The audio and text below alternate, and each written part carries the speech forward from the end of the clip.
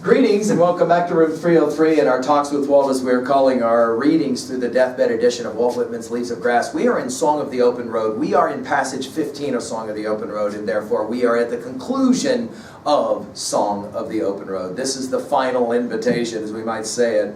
This is the finally arrival at Ithaca, if we could use our Homer's Odyssey as a kind of reference or allusion. Of course, is really Odysseus' arrival at Ithaca the end of the journey, or rather just the beginning of the journey? And we will end, of course, with T.S. Eliot's classic lines at the conclusion of Four Quartets and Little Gidding to just kind of bring this whole discussion of Song of the Open Road to its ultimate conclusion. Now, the assumption is that you've been following our stuff at LearnStrong.net down the left-hand side, Talks with Walt, that's the name of our playlist, and that you've been working with us. I hope that you have your own annotated copy of Leaves of Grass, and you've been working with us from the inscriptions all the way up through and including Song of the Open Road, passage 14, which we just finished, so that you are ready now to come to this conclusion, the let section of the let poem. 6 times we'll get the word let here.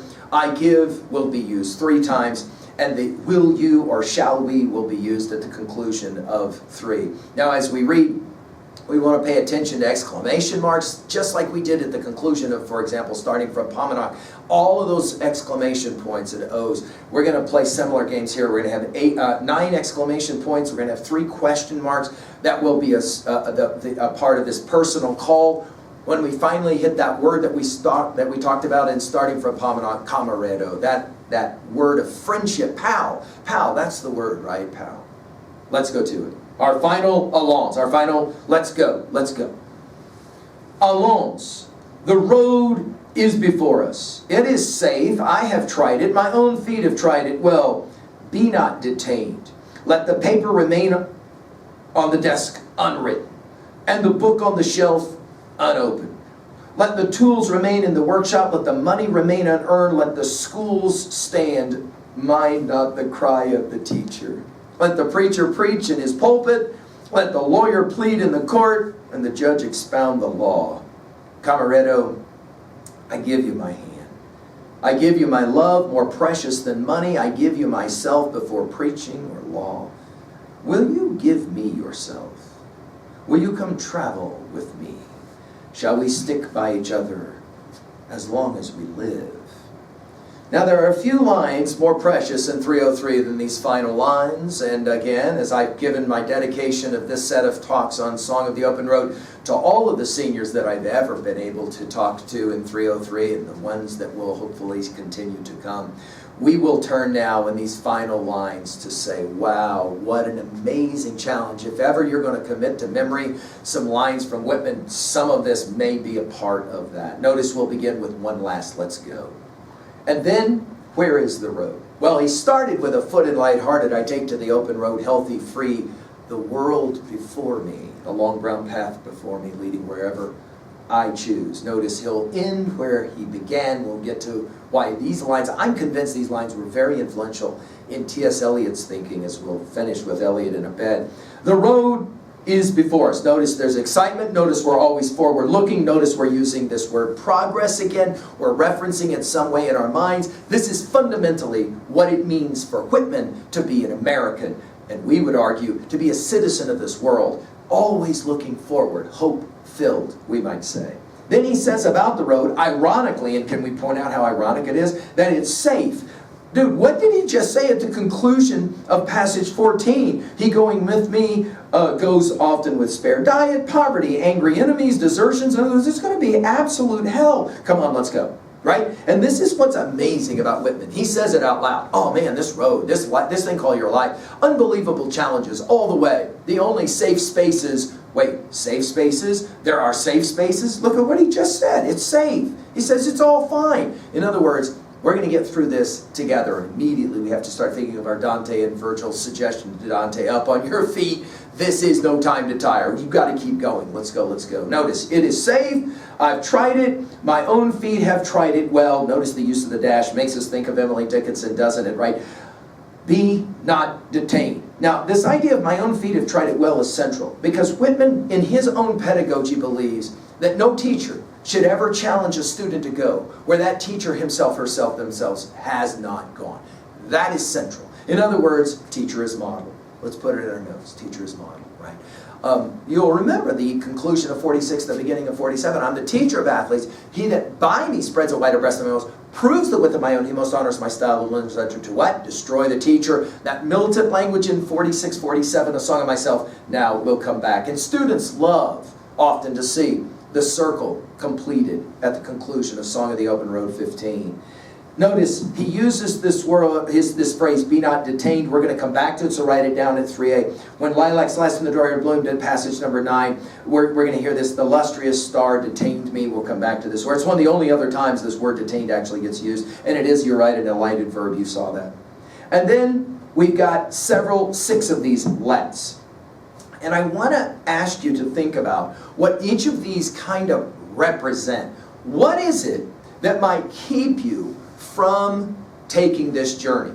Now, there's no question that readers of Whitman's day would be familiar with the gospel account where Jesus will invite people to come follow him, and they will give all kinds of excuses. I've got to go take care of this person who died. I got to go do this. I got to go do that. And Christ will, of course, make the argument, you got to come now. And no question, Whitman is definitely playing that game. And readers of Whitman's day would hear these resonances absolutely clearly as being biblical and of course, related to Christ himself. Let the paper remain on the desk unwritten. This is an interesting one because it says, this is what often can distract us.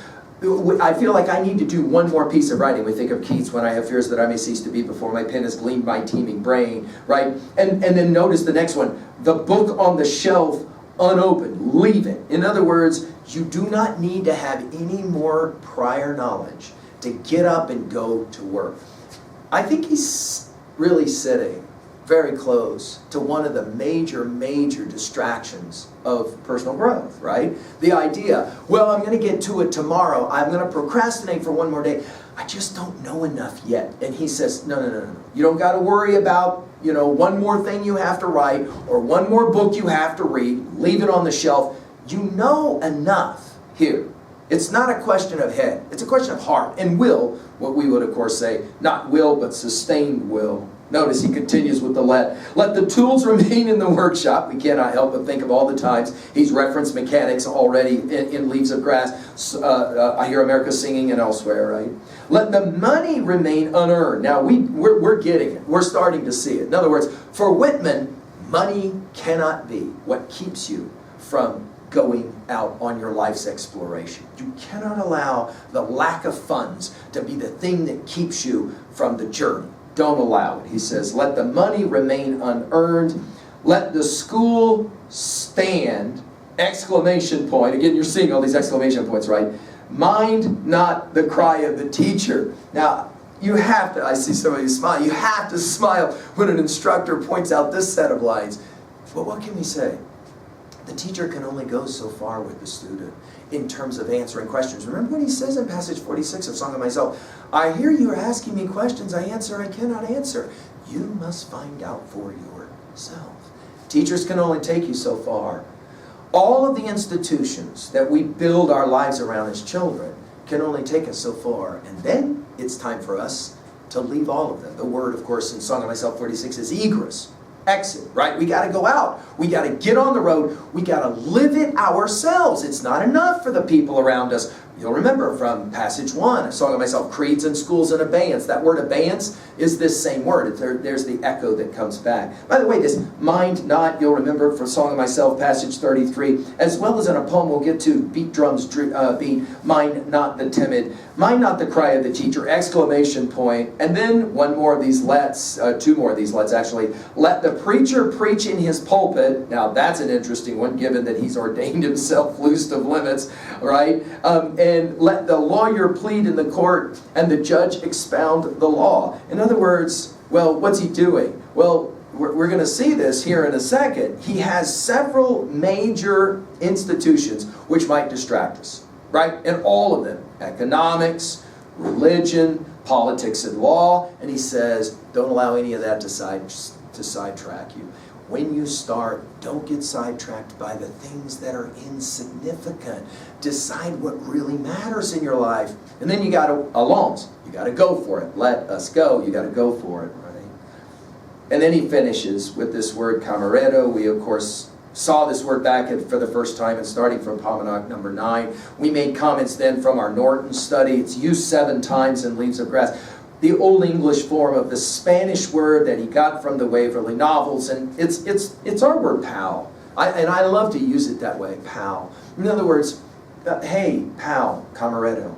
And then using those final lines that we've read so many times from Milton's Paradise Lost, as hand in hand Adam and Eve will leave Eden. I give you my hand. This is some of the most personal writing in American literature, and it's quite compelling. I give you my hand, I give you my love. Such a popular word in Leaves of Grass, the word love. More precious, such another important word in Leaves of Grass. More precious than money.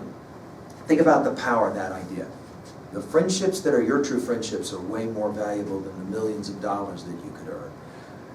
We all have seen the movies, we all have read the stories of people that make all the money, but then they have no one to share it with, and they die lonely and wretched. That's the point of the Scrooge story of the Christmas Carol of Dickens. You can have the millions and millions of dollars and still not have your pal, not have your camarero, not have somebody to share the journey with. I give you my love, more precious than money. I give you myself before preaching or law. Again, notice they're way more important than all of these other things. Way more important than what you're going to major in college is your pals. Who are you going to spend your time with? What love will you share? And with whom?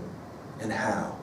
He says, finally, in the series of rhetorical questions of 3, will you give me yourself? And it's at this point that a lot of readers of Leaves of Grass say, you know what, if you've read every single word of Leaves of Grass up to this moment, you say, you know what, this is exactly what Walt Whitman has done. He has given himself asking for a return favor. In other words, will you share? Will you share with me through this reading? And of course, good reading does what? Well, as Mortimer Adler and Harold Bloom and a lot of other people have said, great reading is always a sharing. It's always an exchange of energy, an exchange of ideas. Will you give me yourself? Will you come travel with me? And of course, you cannot help but hear those lines from Tennyson's Ulysses, a set of lines that Whitman knew so well. My mariners, souls that have toiled and wrought and fought with me. That idea of come, you and I are old, right? Old age hath yet its honor and its toil.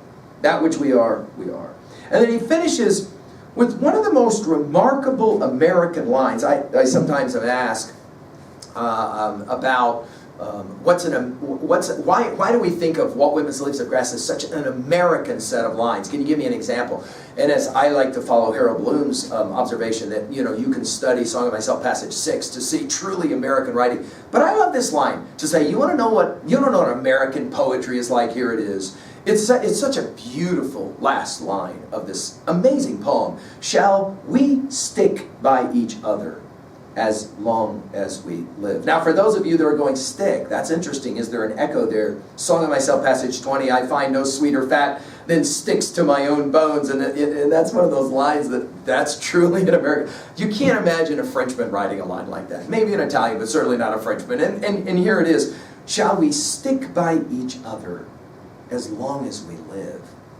Now, this idea of sticking together, of somehow glue, and right, I mean, he's used these images already for us. The idea of sweat and perspiration, what binds us together, obviously, is especially lovers. Shall we stick by each other as long as we live? Which, in the end, again, takes us to Song of Myself, passage 46. After we go, we never lie by again. Lifelong learning, the quest. And to finish, what are we going to say it to a, lifelong learning, sustained will, not desire, not will, sustained will. Can we continue to believe our future is so much better because you share it with your pals on this open road, this journey? Of course, to finish, we all do need a pal to travel with, which is, I think that's why we read the classics. That's why we read the great works of the great journeys, right? I mean, who is Achilles without his Patroclus? You got me? Of course, to be the echoes with Camarero, the way in which so much of Leaves of Grass is kind of tied together. Many have seen so many of the echoes of Song of the Open Road from earlier parts of Leaves of Grass is a beautiful way to read Leaves of Grass. At 3A, well, I'm going to show restraint here a bit, and I'm going to not name everything that comes to mind, but how about this one? Think about Plato's Phaedo. The final word Socrates speaks to his students. We've given a full lecture on this at learnstrong.net. But the soul's journey is all that Socrates wants to talk about. He's laughing, he's giddy, as he gets ready to take his next journey. Of course, think of all the classic, as we said, classic texts from the Odyssey, to Dante, to Paradise Lost, to Tennyson's Ulysses, we mentioned them all. But I actually want to finish here at 3A with this set of lines. We've given full lectures at learnstrong.net on pretty much everything T.S. Eliot has written. Eliot, who always argued that Whitman did not have an influence on him, and yet I'm thoroughly convinced. Just listen to these final lines from the Four Quartets, Little Gidding, Passage 5. And what we have to say here will obviously just be amplified with earlier lectures. Passage 5. What we call the beginning is often the end. And to make an end is to make a beginning. The end is where we start from, in every phrase and sentence that is right, where every word is at home, taking its place to support the others, the word neither definite nor ostentatious, an easy commerce of the old and the new, the common word exact without vulgarity, the formal word precise but not pedantic, the complete consort dancing together. Every phrase, every sentence is an end and a beginning. Every poem is an epitaph. And any action is a step to the block, to the fire, down the sea's throat, or to an illegible stone. And that is where we start. We die with the dying. See, they depart and we go with them. We are born with the dead. See, they return and bring us with them. The moment of the rose and the moment of the yew tree are of equal duration. A people without history is not redeemed from time, for history is a pattern of timeless moments. So while the light fails on a winter's afternoon in a secluded chapel, history is now in England with the drawing of this love and the voice of this calling. We shall not cease from exploration, and the end of all our exploring will be to arrive where we started and know the place for the first time. I mean, I cannot help but think that those lines were motivated by a reading of Song of the Open Road. Finally, well, here we are. We are at the end. Congratulations, you've made it through another one of these long poems of Whitman's Song of the Open Road. To finish, how are we going to own a poem like this? How about this one? Who will you travel with? Who is your pal on this journey? I really do hope that our studies with Walt Whitman have done that. And now we get to turn to what some argue might be the greatest poem in all of Leaves of Grass, Brooklyn Ferry. So excited to share that one with you too. Thank you.